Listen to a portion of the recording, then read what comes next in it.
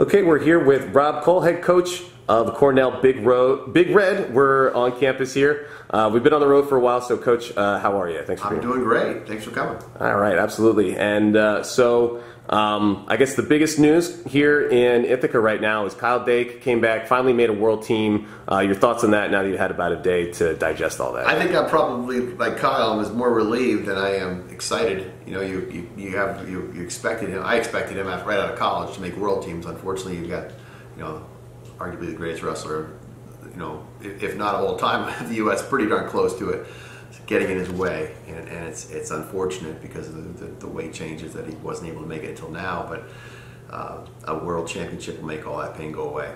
Yeah, and you have another wrestler, or an ex-wrestler. He's training in Arizona State, but Nahshon is coming up in Bethlehem. Are you going to be there for that, or are you just going to be watching elsewhere? I've got graduation for my son, and then I'm going to sneak away and go down and watch Nahshon wrestle. I'm really excited for Nahshon. Obviously, for us, Cornell, little Cornell, to have the chance to have two on the world team, not even counting Vito Ruja and Andrew Berriesa on Greco, Vito on U23s.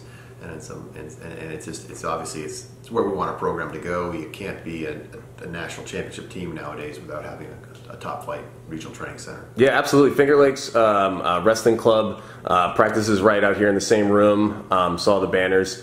So obviously you have a lot of traveling to do because, as you mentioned, some other guys making some teams. So you have Greco, you have U23 age group with Vito. So what's changed recently, or how's the progression been to where you had a lot of high caliber guys kind of right on the cusp, and are there more now, and what's that been like to get now a bunch of guys on several different teams? Well, obviously recruiting has a lot to do with the talent that we're bringing in here, but we also, I think we're the only school that's actually made a commitment to promoting Greco-Roman. We've got Ahad here as a full-time Greco-Roman coach. We've got Corey Cooperman running the freestyle program, so we have two full-time regional training center coaches. They're attracting obviously a higher level talent. And it's not just attracting it. We have a situation where we have people actually training year round here now. You need critical mass, and all these our regional training centers, they're the bane of a college coach's existence at this point in time, because they are a necessary evil. And when we're trying to raise money for the college program, then you have to go ahead and add that additional RTC cost. It's painful, but I think the programs that are doing it have found that they tend not to just the trickle down effect. I think those programs have a little healthier college program at the same time. For us, it doesn't ever end. You're always trying to outdo the next guy, and it's become a little bit of an arms race in the RTC world. Mm-hmm. But you guys are certainly keeping up, and then I heard from some of the other coaches that there's going to be some additions to the Friedman Center here, the first standalone wrestling facility in the country, on a campus anyway.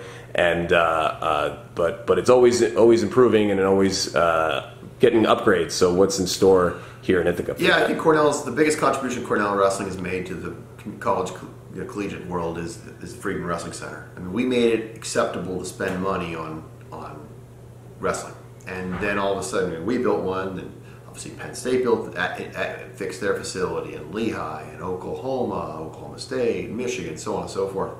And when you have a great program, what happens next? Well, you want to win. You've already made this investment, this capital investment. You want to win it if you're going to put that kind of money into it. So they put more money into the resources, into coaching, and so for all the raises out there for that all these coaches have gotten. All right, I want my 10%. All right, because I do think that's gone a long way.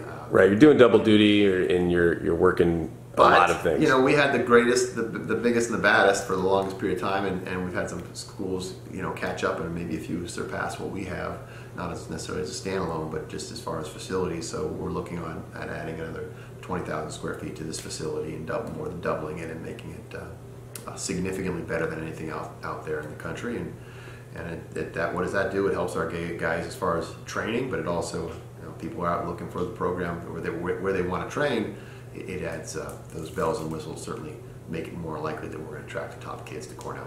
Yeah, and it's definitely cool to see just wrestling grow. I know it's hard work, and a lot of people put a lot of time and effort into that, but when it does get built and you see all those improvements, it's just cool to see as a fan. And I guess you can also say that the the strategy is paying off. Another national champ last year in Yanni, and now Kyle Dake made a national team.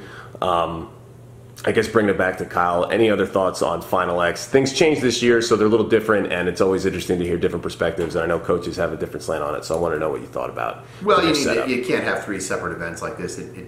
You've diffused it too much. You know, you go to Lehigh.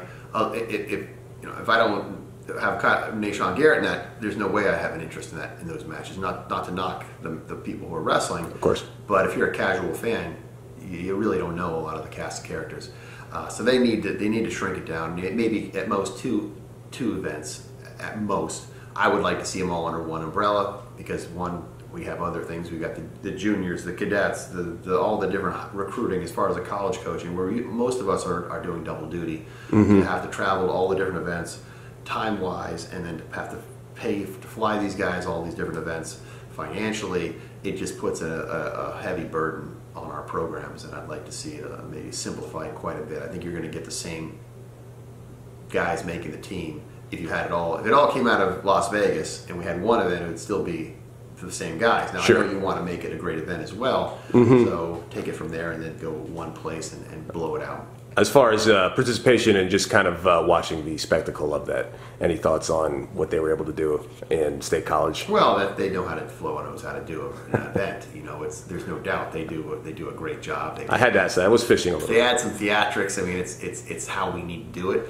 We don't have the budget that you guys have to do it here at most college programs, but it just makes it much more fan friendly. You make it a day of wrestling. It's not just you're going in there and you're just the tournaments are marathons and they're only built for the hardcore. For sure. That's an event where if you're a casual fan, you could actually go there and still enjoy the event. An evening of wrestling, I think, was the plan. But I totally understand exactly where you're coming from, and it's good to get those perspectives. I think everybody appreciates the different angles of what it takes for an event like that, and what the pluses and minuses are for everybody. So appreciate that, and I know you're a busy guy, as you just mentioned. So any other thoughts as we wrap up the Cornell leg of our trip down here or around the country? Don't be a stranger. Absolutely. I love coming down here, and thanks again for your time. Thank you.